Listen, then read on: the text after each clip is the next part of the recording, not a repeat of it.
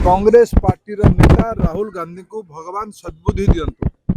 तांकर मतिभ्रष्ट होईछि देश भितर उत्तेजना तैयारी करवा देशर संविधान को खंड खंड करने व्यापक वैदेशिक षड्यंत्र से शिकार होती। प्रभु तांको सद्बुद्धि दियंतु। जगन्नाथ जय बलभद्र जी जय मां सुभद्रा। आज मोर सौभाग्य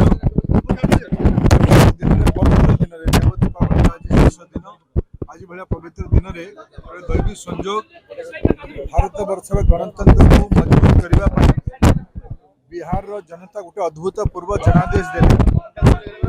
लोकप्रिय प्रधानमंत्री नरेंद्र मोदी नेतृत्व लोकप्रिय मुख्यमंत्री नीतीश कुमार आशीर्वाद महाप्रभु जगन्नाथ रहिला।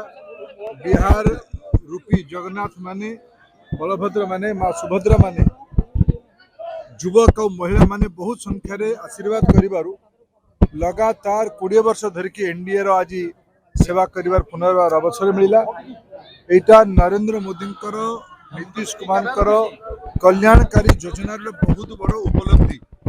लोक माने विकास चाहते, लोक माने बढ़िबा चाहते, भारत 21 शताब्दी रे आकु जीवाई चाहते, विकसित भारत बनेमा चाहते।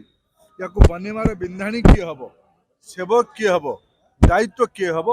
बिहार भलिया परिपक्व राजनीतिक राज्य पुनर्बार आशीर्वाद कला नरेंद्र मोदी ही करिपारिबे, एनडीए ही करिपारिबो, बिहार नीतीश कुमार ही करिपारिबे।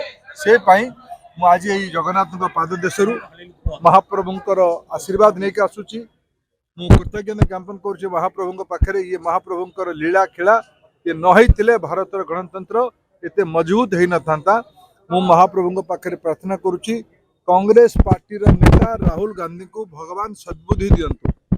तांकर मतिभ्रष्ट होईछि देश भितर उत्तेजना तैयारी करवा देशर संविधान को खंड खंड करने व्यापक वैदेशिक षड्यंत्र से शिकार होती। प्रभु तांको सद्बुद्धि दियंतु।